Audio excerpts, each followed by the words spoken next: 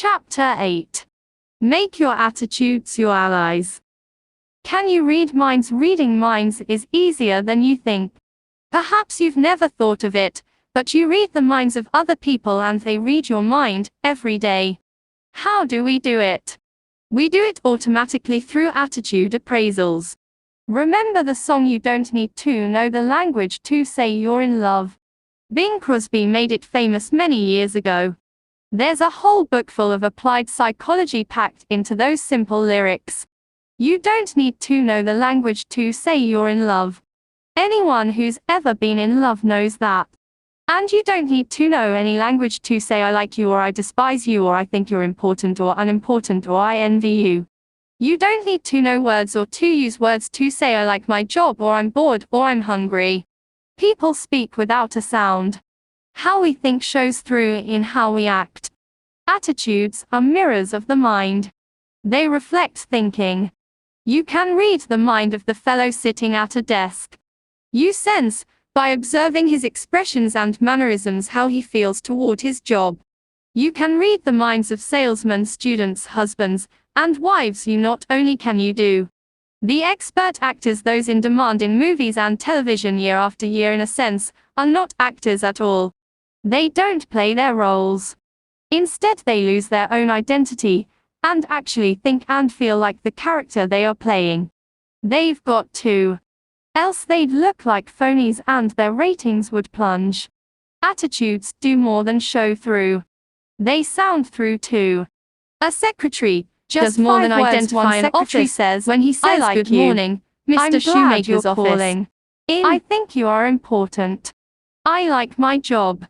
But another secretary saying exactly the same words tells you, you bothered me. I wish you hadn't called. I'm bored with my job and I don't like people who bother me. We read attitudes through expressions and voice tones and inflections. Here's why. In the long history of humankind, a speaking language even remotely resembling what we use today is a very recent invention. So recent, you might say, in terms of the great clock of time, that we developed a language only this morning.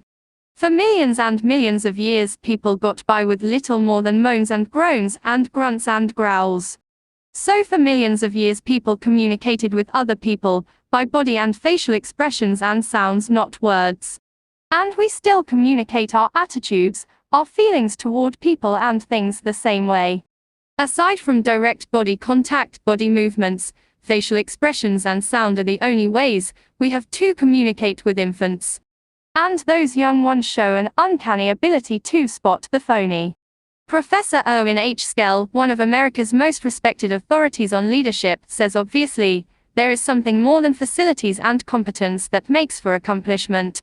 I have come to believe that this linkage factor, this catalyst, if you will, can be defined in a single word: attitude. When our attitude is right, our abilities reach a maximum of effectiveness and good results inevitably follow. Attitudes do make the difference.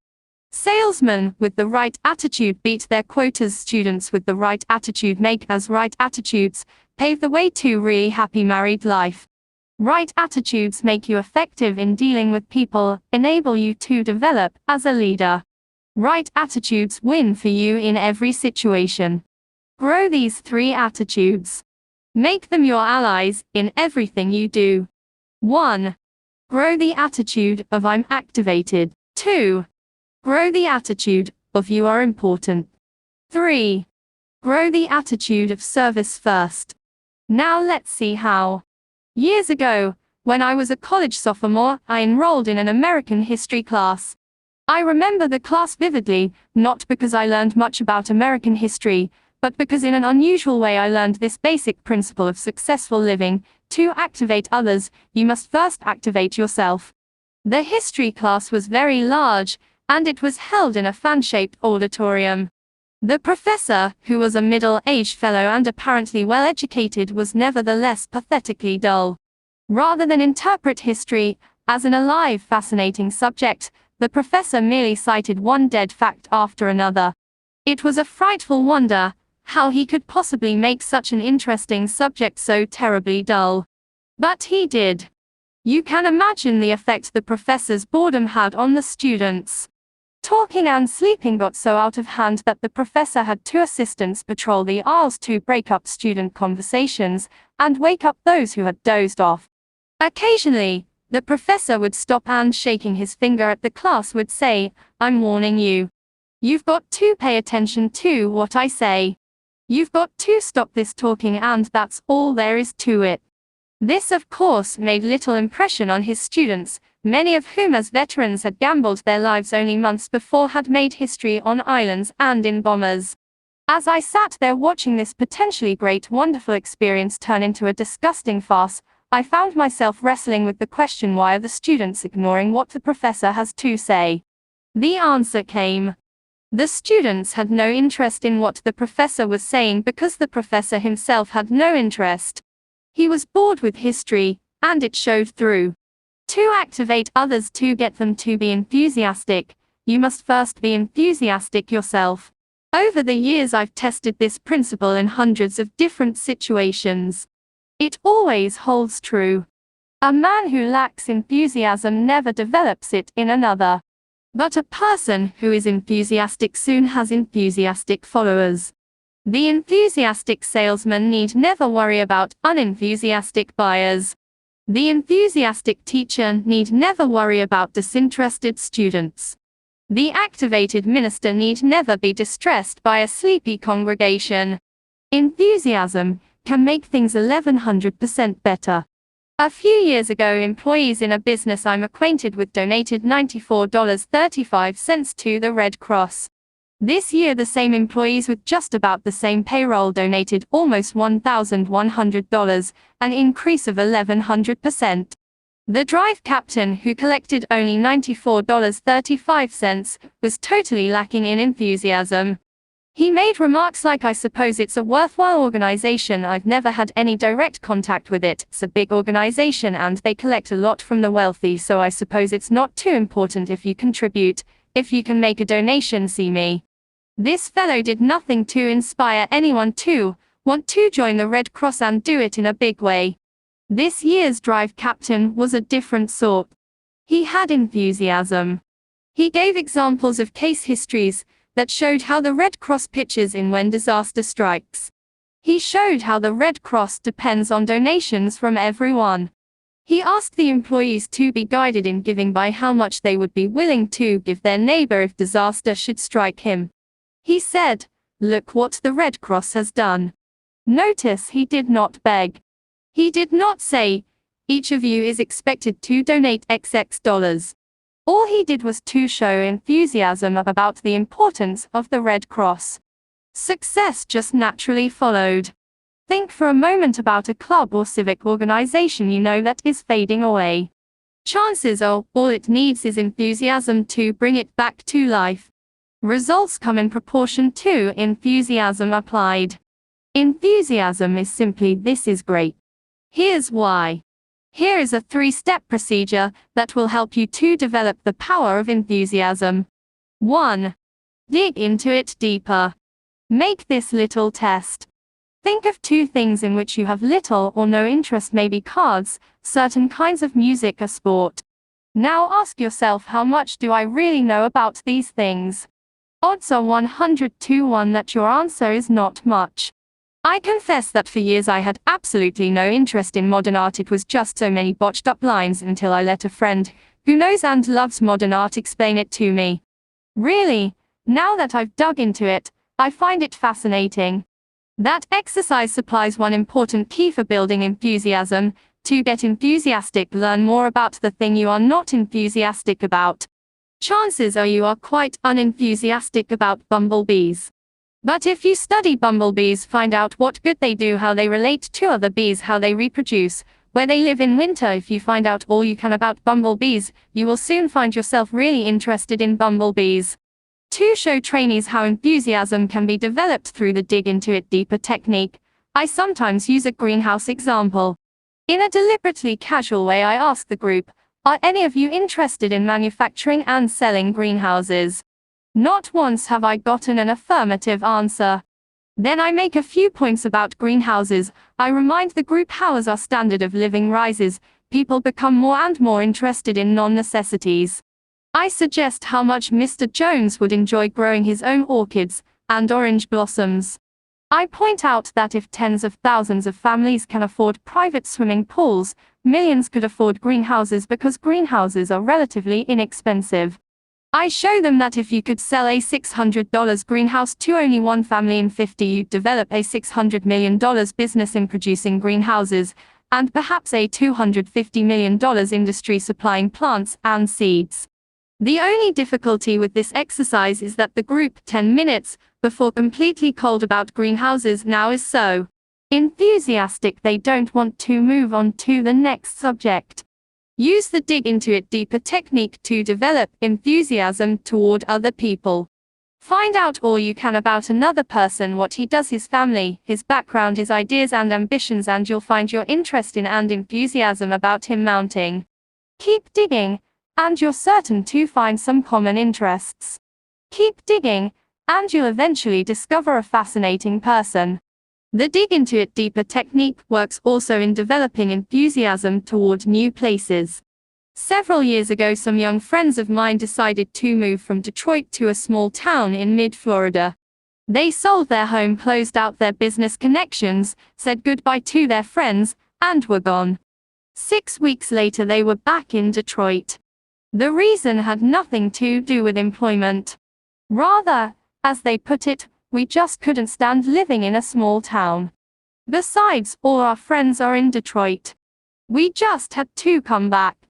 In later conversations with these people, I learned the real reason why they didn't like the small Florida city. During their short stay there, they had taken only a surface view of the community, its history, its plans for the future, its people. They moved their bodies to Florida, but left their minds in Detroit. I've talked with dozens of executives, engineers, and salespeople who have developed career trouble because their companies want to move them to another location, but they don't want to go. I just can't see moving to Chicago or San Francisco or Atlanta or New York or Miami, is a remark spoken many times a day. There's one way to build enthusiasm toward a new location: simply resolve to dig into the new community. Learn all you can about it. Mix with the people. Make yourself feel and think like a community citizen from the very first day. Do this, and you'll be enthusiastic about your new environment. Today, millions of people invest in corporate securities. But there are many millions more who have no interest at all in the stock market. That's because they are people who have not familiarized themselves with what the securities market is, how it operates, the day-to-day romance of business. To get enthusiasm about anything, people, places, things minus dig into it deeper. Dig into it deeper, and you'll develop enthusiasm. Put this principle to work next time you must do something you don't want to do. Put this principle to work next time you find yourself becoming bored. Just dig in deeper, and you dig up interest. 2. In everything you do, life it up. Enthusiasm or lack of it shows through in everything you do and say. Life up your handshaking. When you shake hands, shake. Make your hand clasp say, "I'm glad to know you. I am glad to see you again." A conservative mouse-like handshake is worse than no handshake at all. It makes people think this guy is more dead than alive. Try to find a highly successful person with a conservative handshake. You'll have to look a long time. Life up your smiles. Smile with your eyes. Nobody likes an artificial, pasted-on rubbery smile. When you smile, smile. Show a few teeth. Maybe your teeth aren't attractive, but that's really unimportant. For when you smile, people don't see your teeth. They see a warm, enthusiastic personality, someone they like. Life up your thank you. A routine automatic thank you is almost like saying bleep, bleep. It's just an expression. It says nothing. It doesn't accomplish results. Make your thank you mean thank you very much. Life up your talk. Dr. James F. Bender, the noted speech authority, in his excellent book How to Talk Well, says, "Is your good morning really good? Are your congratulations enthusiastic? Does your how are you sound interested? When you make a habit of coloring your words with sincere feelings, you'll notice a great uptake in your ability to hold attention. People go along with the fellow who believes what he says. Say it with life. Put vitality into your speaking. Whether you are talking to a garden club, a prospect, or your children, put enthusiasm behind what you say. A sermon delivered enthusiastically may be remembered for months, even years.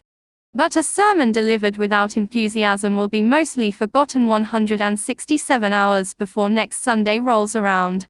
And when you put life in your talk, you automatically put more life in you. Just try this right now. Say out loud with force and vigor, "I feel great today." Now, don't you actually feel better than you did before you said it? Make yourself alive all over. Life it up. Be sure everything you do and say tells people that fellow is alive. He means it. He's going places. 3. Broadcast good news.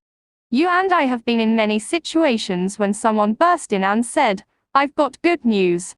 Immediately this person gets 100% attention from everyone present. Good news does more than get attention. Good news pleases people. Good news develops enthusiasm. Good news even promotes good digestion. Just because there are more broadcasters of bad news than there are broadcasters of good news, don't be misled. No one ever won a friend, no one ever made money, no one ever accomplished anything by broadcasting bad news. Transmit good news to your family. Tell them the good that happened today. Recall the amusing, pleasant things you experienced, and let the unpleasant things stay buried. Spread good news. It's pointless to pass on the bad. It only makes your family worry, makes them nervous. Bring home some sunlight every day.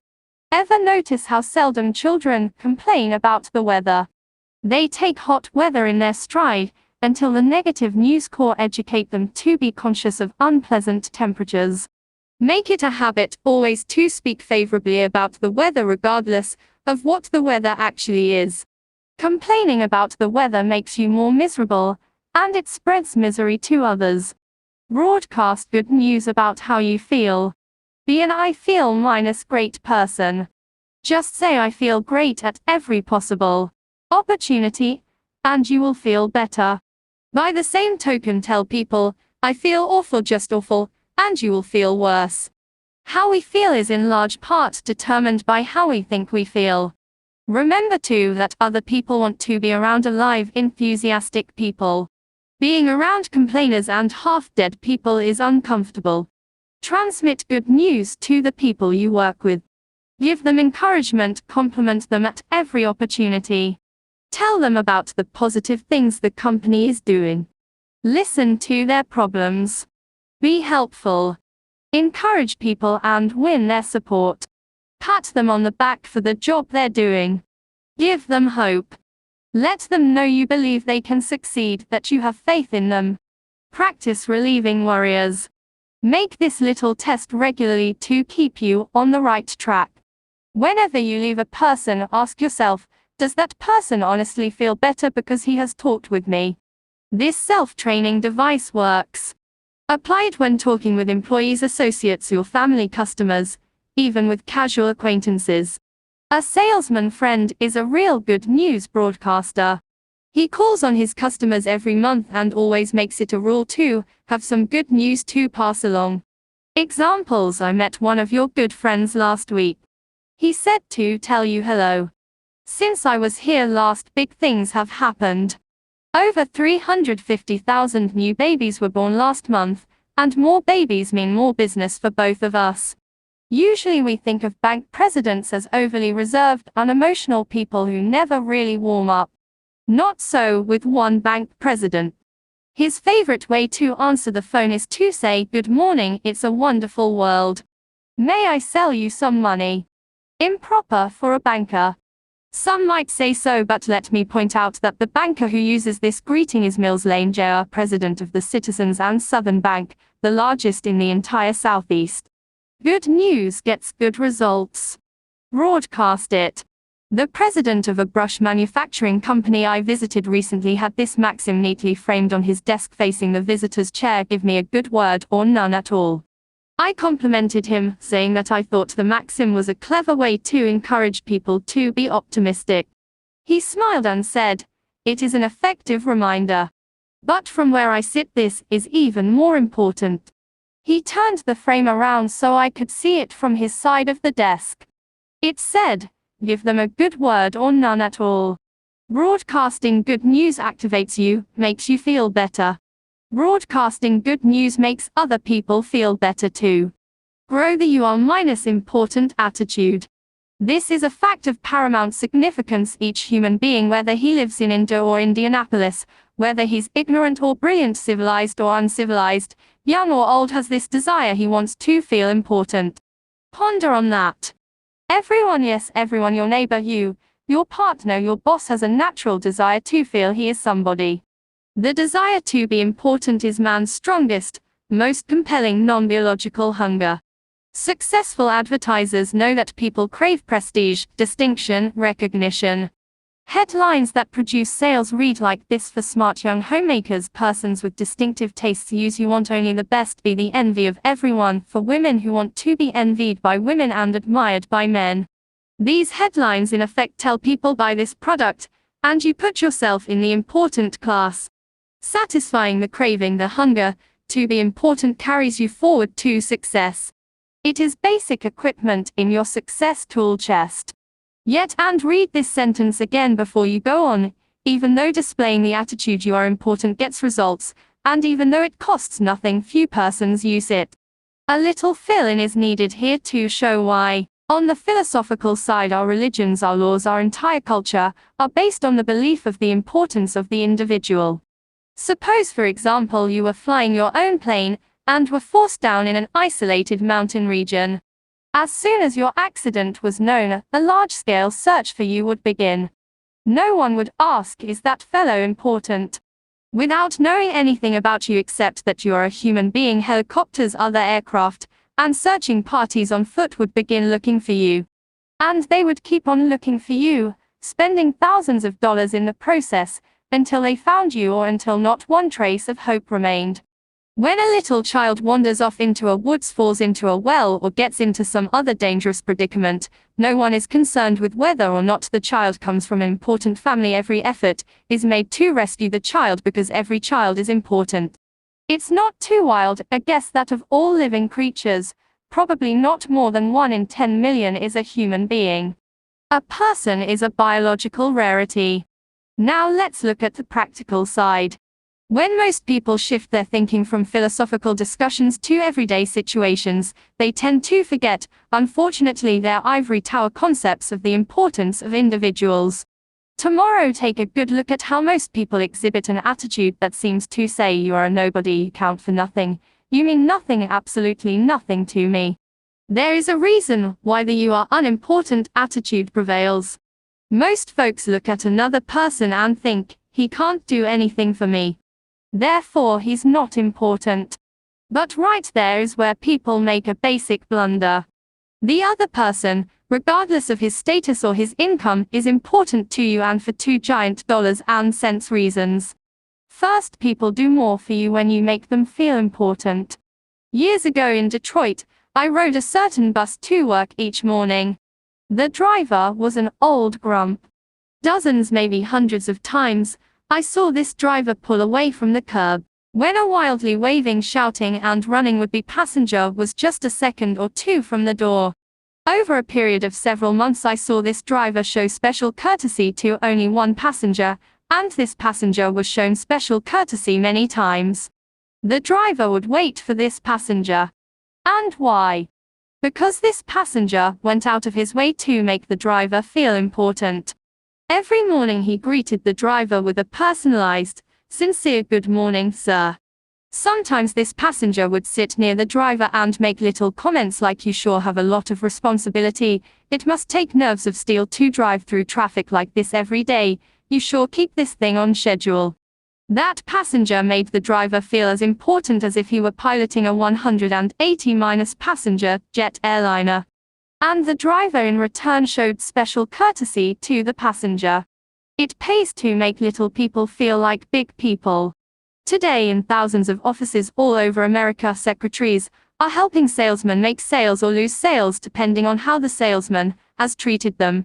Make someone feel important, and he cares about you. And when he cares about you, he does more for you. Customers will buy more from you, employees will work harder for you, associates will go out of their way to cooperate with you, your boss will do more to help you if you will only make these people feel important. It pays to make big people feel even bigger. The big thinker always adds value to people by visualizing them at their best. Because he thinks big about people, he gets their best out of them. Here's the second giant reason for making others feel important. When you help others feel important, you help yourself feel important too. One of the elevator operators who carried me up and down for several months had the look of complete unimportance written all over. She was 50-ish, bored and certainly uninspired in her work. It was obvious that her longing to be important was completely unfulfilled. She was one of the millions of people who live for months at a time without ever being given a reason to believe that someone notices them or cares about them. One morning shortly after I became one of her regular uppers and downers, I noticed that she had had her hair redone. It was nothing fancy, but it had been cut and it did look better. So I said, "Miss S." Note I had learned her name. "I do like what you've done to your hair. It really looks fine." She blushed, said, "Thank you, sir," and nearly missed her next stop. She appreciated the compliment. Next morning, lo and behold, when I stepped into the elevator I heard, "Good morning, Dr. Schwartz." Not one time before had I heard this operator address anyone by name. And in the remaining months that I had an office in the building, I never heard anyone called by name except me. I had made the operator feel important. I had sincerely complimented her and called her by name. I had made her feel important. Now she was repaying me by making me feel important. Let's not kid ourselves. People who do not have a deep down feeling of self-importance are slated for mediocrity. Again and again this point must be driven home. You must feel important to succeed. Helping others to feel important rewards you because it makes you feel more important. Try it and see. Here's how to do it. 1. Practice appreciation. Make it a rule to let others know you appreciate what they do for you. Never let anyone feel he is taken for granted. Practice appreciation with a warm, sincere smile. A smile lets others know you notice them and feel kindly toward them. Practice appreciation by letting others know how you depend on them. An earnest "Jim, I don't know what we'd do without you" type of remark makes people feel necessary, and when they feel necessary, they do increasingly better work. Practice appreciation with honest, personalized compliments. People thrive on compliments, whether 2 or 29 or 90. A person craves praise. He wants to be assured that he's doing a good job, that he is important. Don't feel that you should hand out praise only for big accomplishments. Compliment people on little things: their appearance, the way they do their routine work, their ideas, their loyal efforts. Praise by writing personal notes complimenting people you know on their achievements. Make a special phone call or a special trip to see them. Don't waste time or mental energy trying to classify people as very important persons, or unimportant persons. Make no exceptions. A person, whether he is garbage collector or company vice president, is important to you. Treating someone as second class never gets you first class results. 2. Practice calling people by their names. Every year shrewd manufacturers sell more briefcases, pencils, computers, and hundreds of other items just by putting the buyer's name on the product. People like to be called by name. It gives everyone a boost to be addressed by name. 2 special things you must remember. Pronounce the name correctly and spell it correctly. If you mispronounce or misspell someone's name, that person feels that you feel he is unimportant. And here's one special reminder when talking with people you don't know well: add the appropriate title minus Miss, Mr. or Mrs. The office boy prefers Mr. Jones to just Jones. So does your junior assistant. So do people at every level. These little titles help tremendously to make people feel important. 3. Don't hog glory, invest it instead. Just recently, I was a guest at an all-day sales convention. After dinner that evening, the vice president in charge of sales for the company passed out awards to the 2 district managers, a man and a woman whose sales organizations had attained the best records for the year just ended. Then the vice president asked those district managers to take 15 minutes to tell the entire group how their organizations did so exceptionally well. The first district manager, who, I later learned, had been appointed a manager only 3 months before and was therefore only partially responsible for his organization's record, got up and explained how he did it. He conveyed the impression that his efforts, and his efforts alone, caused the sales increase. Remarks such as, when I took over I did such and such things, were in a mess, but I cleared them up. It wasn't easy, but I just grabbed hold of the situation and wouldn't let go, characterized his talk. As he talked, I could see the increasing resentment gathering in the faces of his salesmen. They were being ignored for the sake of the district manager's personal glory. Their hard work, which was responsible for the sales increase, was completely unrecognized. Then, the second district manager got up to make her short talk. But this lady used an entirely different approach. First, she explained that the reason for her organization's success was the wholehearted effort of her sales force. Then she asked each one to stand, and paid a sincere personal compliment to each for his or her efforts. Note this difference: the first manager squandered the vice president's praise entirely on himself. In doing so, he offended his own people. His sales force was demoralized. The second passed the praise on to her sales force, where it could do more good. This manager knew that praise, like money, can be invested to pay dividends. She knew that passing the credit on to her salespeople would make them work even harder next year. Remember, praise is power. Invest the praise you receive from your superior. Pass praise on down to your subordinates, where it will encourage still greater performance. When you share praise, your subordinates know you sincerely appreciate their value. Here's a daily exercise that pays off surprisingly well. Ask yourself every day, what can I do today to make my partner and family happy? This may seem almost too simple, but it is amazingly effective. One evening, as part of a sales training program, I was discussing building the home environment for selling success.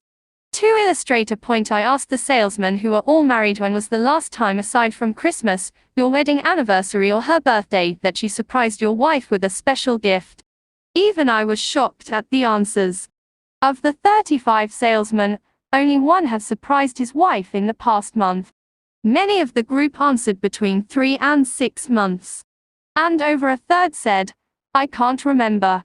I wanted to impress these salesmen with the power of the thoughtful gift. The next evening, I arranged to have a florist appear just before the close of the session. I introduced him and leveled with them, I want each of you to discover what a little unexpected remembrance will do to build a better home environment. I've arranged with the florist for each of you to get a fine long-stemmed red rose for just 50 cents. Now, if you don't have 50 cents, I'll buy the flower for her myself. All I ask is that you take the rose to your wife and then tomorrow evening tell us what happened. Don't, of course, tell her how you came to purchase this rose for her. They understood. Without exception, every fellow testified the next evening that the mere investment of 50 cents had made his wife happy. Do something special for your family often. It doesn't have to be something expensive. It's thoughtfulness that counts. Anything that shows that you put your family's interests first will do the trick. Get the family on your team. Give them planned attention. In this busy age, a lot of people never seem able to find time for their families. But if we plan, we can find it. One company vice president told me of this method, which he says works well for him. My job carries a lot of responsibility and I have no choice but to bring quite a lot of work home every night. But I will not neglect my family because it's the most important thing in my life. It's the main reason I work as hard as I do. I've worked out a schedule that enables me to give attention to my family as well as to my work. From 7:30 to 8:30 every evening I devote my time to my 2 young children. I play games with them, read them stories, draw, answer questions, anything they want me to do. After an hour with those kids of mine, they're not only satisfied, but I'm 100% fresher. At 8:30 they trot off to bed, and I settle down to work for 2 hours. At 10:30 I quit working and spend the next hour with my wife. We talk about the kids, her day at work, our plans for the future. This hour, undisturbed by anything, is a wonderful way to cap off the day. I also reserve Sundays for my family. The whole day is theirs. I find my organized program for giving my family the attention it deserves is good not only for them, but also good for me. It gives me new energy. Want to make money? Then get the put service minus first attitude. It's perfectly natural, in fact, it's highly desirable to want to make money and accumulate wealth. Money is power to give your family and yourself the standard of living they deserve. Money is power to help the unfortunate. Money is one of the means to living life fully. Once criticized for urging people to make money, the great minister Russell H. Conwell, author of Acres of Diamonds, said, "Money printed your Bible, money builds your churches, money sends your missionaries, and money pays your preachers, and you would not have many of them either if you did not pay them." The person who says he wants to be poor usually suffers from a guilt complex or a feeling of inadequacy. He's like the youngster who feels he can't make A's in school or make the football team, so he pretends he doesn't want to make A's or play football. Money, then, is a desirable objective. What's puzzling about money is the backward approach so many people use in trying to make it. Everywhere you see people with a money-first attitude. Yet these same people always have little money. Why? Simply this: people with a money-first attitude become so money-conscious that they forget money can't be harvested unless they plant the seeds that grow the money. And the seed of money is service. That's why put service first is an attitude that creates wealth. Put service first, and money takes care of itself. One summer evening I was traveling by car through Cincinnati. It was time for a gas up. I stopped at an ordinary, minus-looking but surprisingly busy service station. 4 minutes later I knew why this particular service station was so popular. After filling my car with gasoline, checking under the hood and cleaning the outside of my windshield, the attendant walked around to my side of the car and said, "Pardon me, sir. It's been a dusty day. Let me clean the inside of your windshield." Quickly and efficiently he did a thorough job of cleaning the inside of my windshield, something not one service station attendant in 100 ever does. This little special service did more than improve my night visibility, and it improved it a lot. It made me remember this station. It so happened that I made 8 trips through Cincinnati during the next 3 months. Each time, of course, I stopped at this station. And each time I got more service than I expected to get. Interesting too was the fact that each time I stopped once it was 4 a.m. There were other automobiles filling up also. In all, I probably purchased about 100 gallons of gasoline from this station. The first time I stopped, the attendant could have thought to himself, "This guy is from out of state. Odds are 20-1. That he'll never be back. Why do more than give him the routine treatment? He's only a one-time customer." But the attendants in that station didn't think that way. They put service first, and that's why they were busy pumping gasoline while other stations looked almost deserted. If the gasoline was any better than a dozen other brands, I didn't notice it. And the price was competitive. The difference was service. And it was obvious that service was paying off in profits. When the attendant on my first visit cleaned the inside of my windshield, he planted a money seed. Put service first, and money takes care of itself always. The put service first attitude pays off in all situations. In one of my first jobs, I worked closely with another young fellow, whom I'll call FH. FH was like many persons you know. He was preoccupied with why he needed more money instead of being preoccupied with ways to make money. Each week FH spent hours of company time working on his personal budget problems. His favorite topic of conversation was, "I'm the most underpaid man here." Let me tell you why. FH had the not uncommon attitude of, this is a big company. It's netting millions.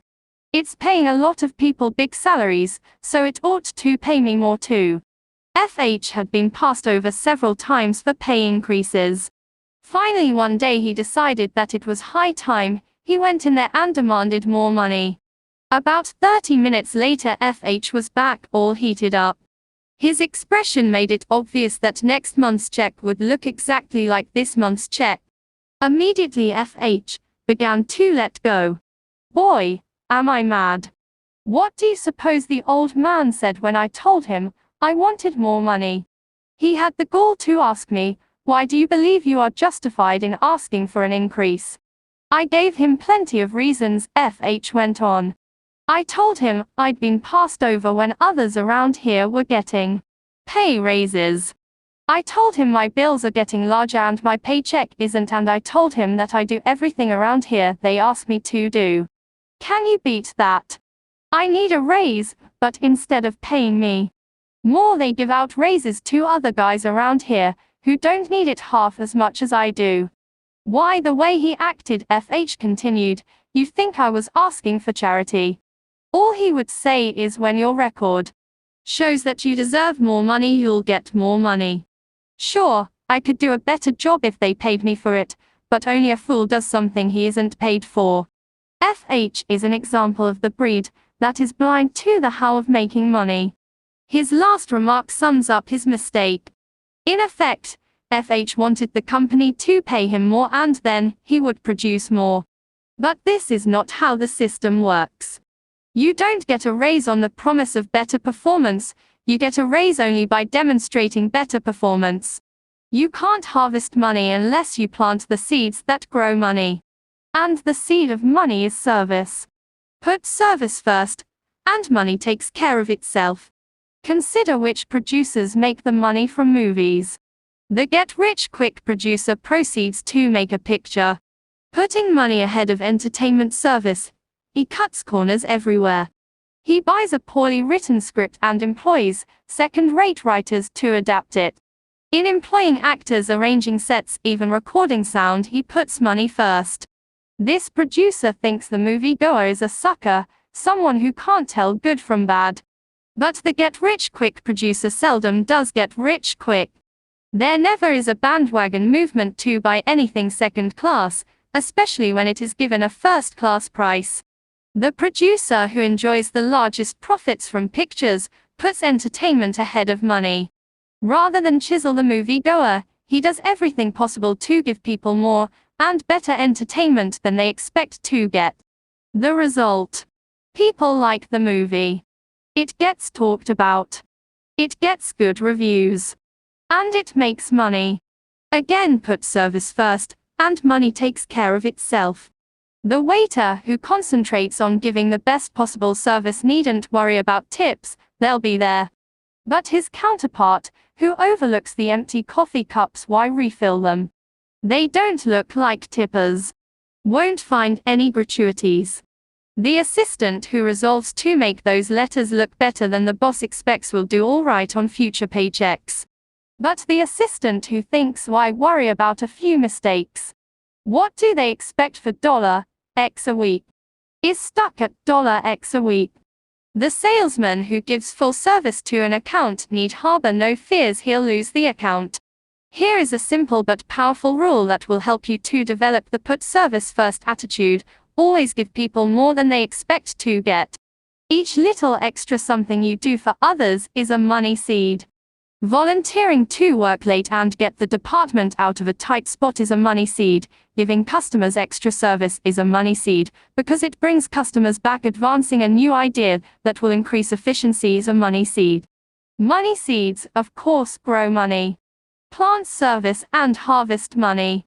Spend some time each day answering this question: how can I give more than is expected of me? Then apply the answers. Put service first, and money takes care of itself.